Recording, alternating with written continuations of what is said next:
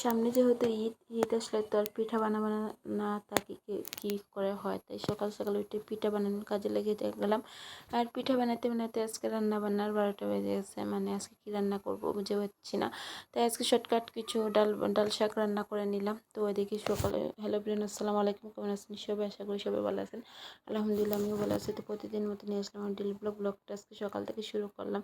তো সকালে উঠেই পিঠা বানানোর কাজে লেগে বললাম, যে ভাবলাম যেহেতু ঈদ সামনে আর আমার শাশুড়ির জন্য কিছু পিঠা বাটাতে হবে, তার জন্য আপনাদের ভাই আমাকে পিঠাগুলো মানে আটার কাই বলে যেটা, ওইটাকে একটু ইমেজ করে দিতেছিল। তো ইমেজ করে দিল, আমি জাস্ট পিঠাগুলো বানিয়ে নিতেছি। তো ঈদ যেহেতু সামনে সেহেতু একটু পিঠা পিঠা না বানালে হয় না। তো আর ভাবলাম যে আমার শাশুড়ি বাড়িতে একা থাকে, তো ভাবলাম শাশুড়ির জন্য কিছু পিঠা বানিয়ে পাঠিয়ে দিই আজকে একটু। এখন এইবার একটু সমস্যার কারণে বাড়িতে যাওয়া হচ্ছে না, শুধু আপনাদের ভাইয়া বাড়িতে যাবে আর আমরা একা একা ঈদ করবো সিলেটে কেয়ার করার। তো ভাবলাম যে শাশুড়ির জন্য কিছু পিঠা বানিয়ে পাঠিয়ে দেই, যেহেতু উনি একা বাড়িতে, তো আমার হাজব্যান্ডও যাবে, যেহেতু ভাবলাম যে মা ছেলে মিলে খাবানি সবাই। তো আমি কিছু পিঠা বানিয়ে নিতেছি এক এক করে।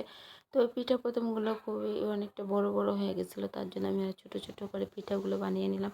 তো এই তোমার পিঠা বানানো শেষ, এখন আমি এক এক করে সবগুলো পিঠা ভেজে নিব। আর পিঠা বানাতে বানাতে ওইদিকে রান্না বান্নার একদম 12টা বেজে গেছে, মানে পিঠা বানাতে বানাতে প্রায় 1টার মতো বেজে গেছে। তো ভাবলাম যে কী রান্না বান্না করবো, তাই শর্টকাটভাবে রান্না বান্না করে নিব।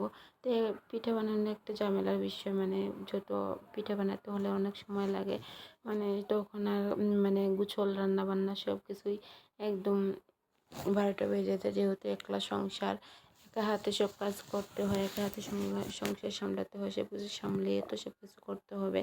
তো সেহেতু একা একা এই পিঠাগুলো বানিয়ে আবার একা একা বাজতে সময় লেগে গেছিলো, তাই রান্না বান্নাও করতে অনেক মানে সময় লেগে গেছে। তাই আর আজকে তেমন এক কিছু রান্না করি নেই। তো পিঠা বানাতে বানাতে যেহেতু সময় লেগেছে, তাই ভাবলাম যে শর্টকাট রান্না করে ফেলি।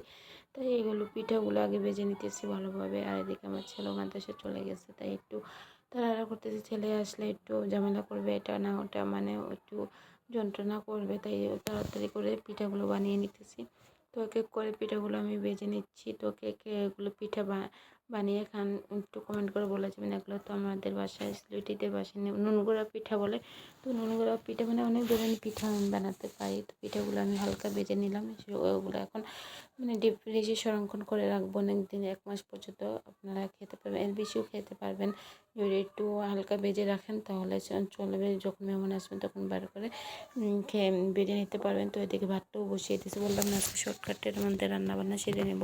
ভাতটাও আমি আগে বসিয়ে দিলাম, ভাতটা বসিয়ে তারপর এদিকে কিছু শাক ছিল, ডালটা সিদ্ধ করে নিয়েছিলাম রাইস কুকারে, আর আপনাদের ভাই আমাকে শাকগুলো কেটে দিচ্ছে।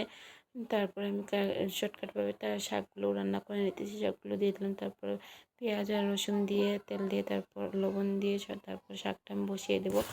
আজকে খুবই তাড়াহুড়োর মধ্যে রান্না বান্না চলতেছে, যেহেতু পিঠা বানাতে বানাতে অনেক সময় লেগে গেছে, তাই আর কি। তো এখন আমি সব কিছু দিয়ে আর কি শাকটা আমি বসিয়ে দেবো। তো আজকে শাকটা অনেক মজা হয়েছিল।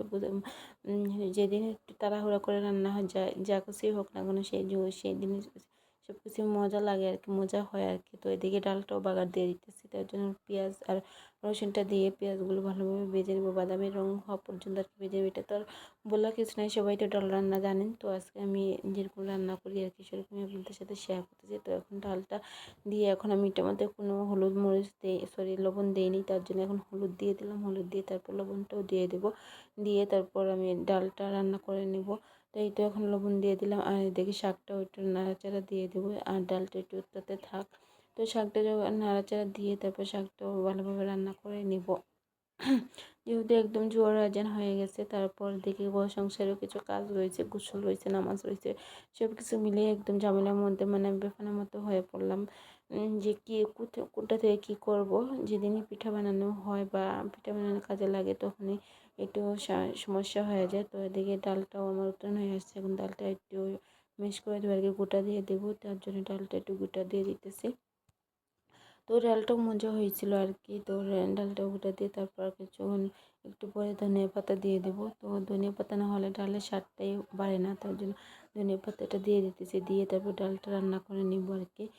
তো এদিকে যেহেতু এখনও জোহর আজান হয়ে গেছে, তো গোসল করতে হবে, নামাজ পড়তে হবে, তার জন্য কিন্তু তাড়াহুড়া করতেই হয়। তো যাই কিছু করি না কেন নামাজ তো আর পড়তেই হবে, নামাজ তো বাদ দিলে চলবে না জীবনে।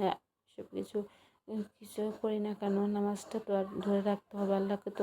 আল্লাহর কাছে তো চাইতে হবে, আল্লাহর কাছে না চাইলে আল্লাহ দিবে কীভাবে? তার জন্য তো আল্লাহর কাছে সবসময় আল্লাহর ইবাদত করা লাগবে। তো এদিকে শাকটা ওটা নাড়াচাড়া দিয়ে দিলাম, শাকটাও আমার হয়ে আসছে, এখন আমি ঢাকনা দিয়ে রেখে দেবো। আর ওইদিকে আমার ডালটাও হয়ে গেছে, তো শাকটা ঢাকনা দিয়ে রেখে ডালটা হয়ে গেছে, এই তো ভাতটাও আমারও হয়ে গেছে। তো এই তো দুপুরে খাওয়া দাওয়া সব কিছু কাজ সেরে তারপর দুপুরে খাওয়া দাওয়া খাইতে খেতে অনেক লেট হয়ে গেছে, একদম খেতে খেতে বিকাল 3টে বেজে গেছে। তার জন্য একটু তাড়াহুড়ো করে খেয়ে নিচ্ছি।